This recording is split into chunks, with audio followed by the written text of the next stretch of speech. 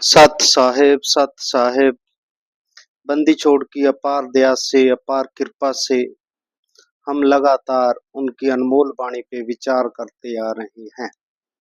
उसी क्रम में जो हमारी विचार यात्रा थी, वो साधु महिमा के अंक पे चल रही थी, जिसमें बंदी छोड़ साधु महापुरुषों के गुण, उनकी महिमा का गान करने के साथ साथ उनकी जो उच्च अवस्था होती है, साधु कौन है, उसकी क्या पहचान है, उसकी क्या अवस्था होती है और वो कैसे इस संसार सागर से पार होकर उस पूर्ण परमात्मा से एकाकी भाव हो जाता है, उस परमात्मा में समा जाता है, उस परमात्मा का ही रूप हो जाता है, कैसे, उस विषय में विचार यात्रा चल रही थी।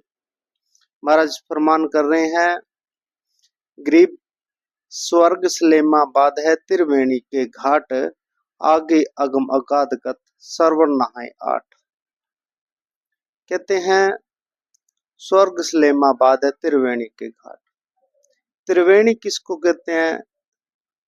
स्वर्ग क्या है, नरक क्या है, पताल क्या है और ब्रह्मलोक क्या है, एक ब्रह्मांड क्या है, 21 ब्रह्मांड क्या है, 7 संख ब्रह्मांड क्या है, अनंत कोटि ब्रह्मांड कहाँ है, सतलोक क्या है। तो इसका हमें पता होना चाहिए अगर हम आध्यात्मिक विषय पर कोई विचार करने वाले हैं।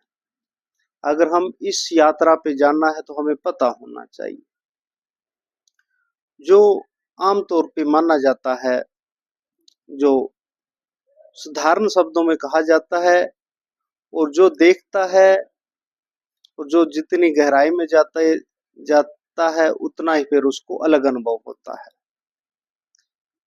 ये जो त्रिवेणी होती है, जहाँ पे 3 रास्ते मिल रहे, एक जा रहा है स्वर्ग को, ऐसे समझ लो, एक 88,000 खेड़ों में जा रहा है, नरक में जा रहा है, और एक ब्रह्मलोक में जा रहा है। 3 रास्ते हैं, दाएं बाएं और सीधा। जो दाएं बाएं हैं वो आवागमन के रास्ते हैं, वहां पर गया हुआ वापस जन्मेगा मरेगा, उसके अलावा और कुछ भी नहीं हो सकता। और जो वज्र पाठ जिसको बोलते हैं, ब्रह्मरंध्र जिसको बोलते हैं, वो होता है सीधा डायरेक्ट। उसको साधना की शक्ति से, मंत्र जाप से उसको खोला जाता है। वो कोई बात कहने से नहीं खुलता, वो उसके लिए बहुत साधना की जरूरत पड़ती है, उसके लिए अनमोल मंत्रों की जरूरत पड़ती है। और जब उस अनमोल मंत्रों का सुमिरन किया जाता है, उसका उच्चारण तो नहीं कह सकते, पर वो नी शब्द जो होता है, उस नी शब्द से फिर वो ब्रह्मरंध्र खुलता है। उससे फिर एक ब्रह्मांड, और फिर 5 ब्रह्मांड, फिर 21 ब्रह्मांड, फिर 7 शंख ब्रह्मांड, ऐसे ऐसे ये हम क्रॉस कर जाती है ये जीवात्मा, तो उसका सफर तय हो जाता है। तो महाराज कहते हैं कि स्वर्ग सलेमा बाद त्रिवेणी के घाट, आगे गम गात गत सर्वर नहाय आठ। और जो साधु संत महापुरुष असल में तो वही है जो इन जो 3 जगह जो मिलती है उनको पार कर जाए, कहने का भाव जो ब्रह्मरंध्र खोल के आगे चला जाए। त्रिवेणी के आगे अगम गादगत, उसके आगे जो अगमपुरी है, सतलोक है, वो आगे है, उसके आगे का रास्ता आगे बहुत विस्तारित है। महाराज कहते सरवर नहाय आठ। महाराज गरीबदास जी ने अपनी वाणी में 7 सुन्नों का जिक्र किया। कहते 7 सुन अलग अलग जगह है, जब 7 पार करोगे तो 8वीं आएगी, ये कोई बातों से तो आने वाली है नहीं। और साधु संत वही है जो इन सभी सुन्नों से, इन सभी दरवाजों से अपनी उस निज जो चेतन सत्ता है उसको बाहर लेके गया हो।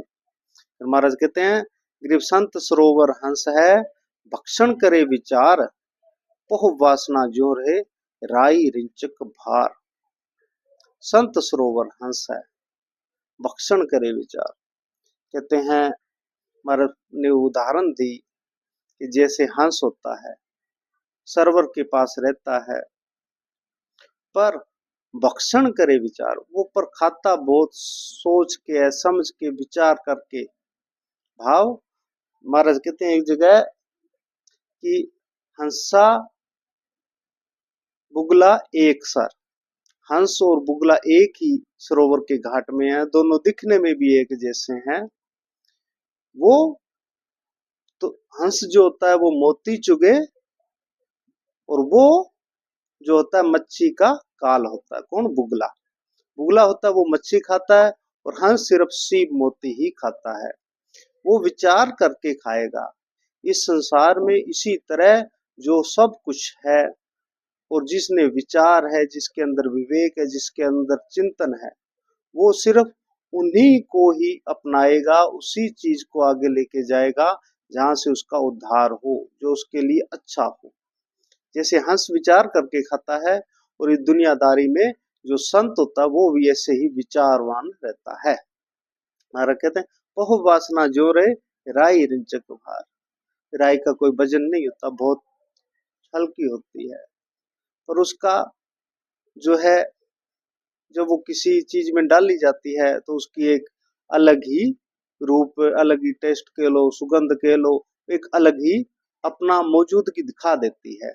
इसी प्रकार महाराज कहते हैं अगर कोई बुराई भी करोगे, चाहे वो दुनिया से छुपा के कर रहे हो, परंतु वो उसका रिजल्ट आएगा ही आएगा।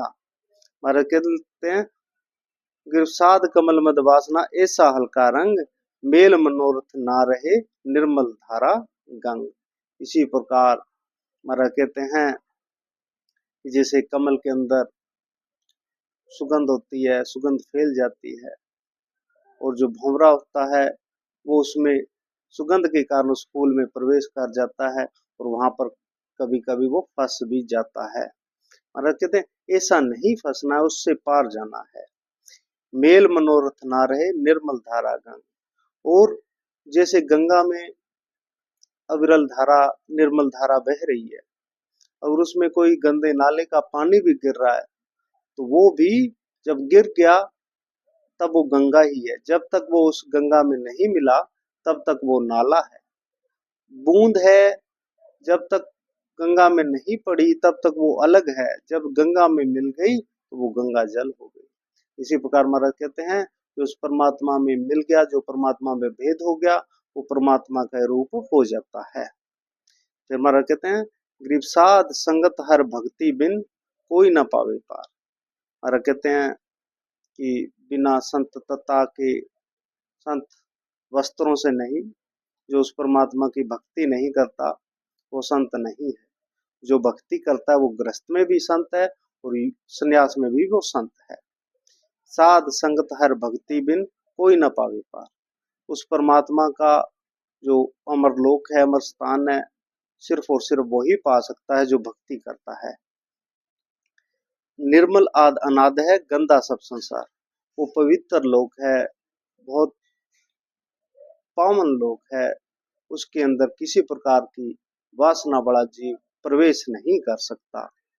और ये संसार है, ये गंदा संसार है। इस संसार में कितना हम जो भी देखते हैं सब गंदगी है। जब केशव और कबीर साहब का संवाद हुआ तो केशव ने बंदी छोड़ से कहा कि हे बंदी छोड़, ये जो गंदा संसार है ये सबसे घटिया संसार है। लख लख योजन उड़ता है या पृथ्वी की गंध। इस पृथ्वी की जो गंदी वासना है, गंदी बदबू है, वो लाखों योजन तक ऊपर गंध मारती है। और तुम बंदी छोड़ यहाँ पे आए हो, शरीर के अंदर क्या है? पूरी गंदगी भरी हुई है। तो महाराज कहते हैं ये सारा गंदगी है। फिर महाराज कहते हैं कि साध साध सबको कहे, साध सुमत से जान है, कुमत कुमावे जीव जैसे जल पाषाण। बंदी छोड़ ने कहा कि साध तो वही है जो सुमत, जिसकी अच्छी मत हो, जिसके विचार स्थिर हो, जिसकी चंचल बुद्धि ना हो, जो अपने आप में उस पूर्ण परमात्मा की सत्ता से अपने आप को जोड़ के स्थिर हो गया हो, वही है। जिसकी कभी भी स्वप्न में भी जिसके मन में कुमत ना आए, कभी गंदा विचार ना आए, कुमत कमावे जीव है। कुमत जिसके मन में है, जिसके अंदर वासना है, जिसके अंदर गलत ख्याल है, विचार है, चिंतन है, वो तो जीव है। जैसे जल पाषाण, महाराज कहते हैं जिस प्रकार एक पत्थर जो जल के अंदर रहे और जब बाहर निकालो तो सूख जाता, और दूसरा पत्थर उस पे मारो तो चिंगारी करता है।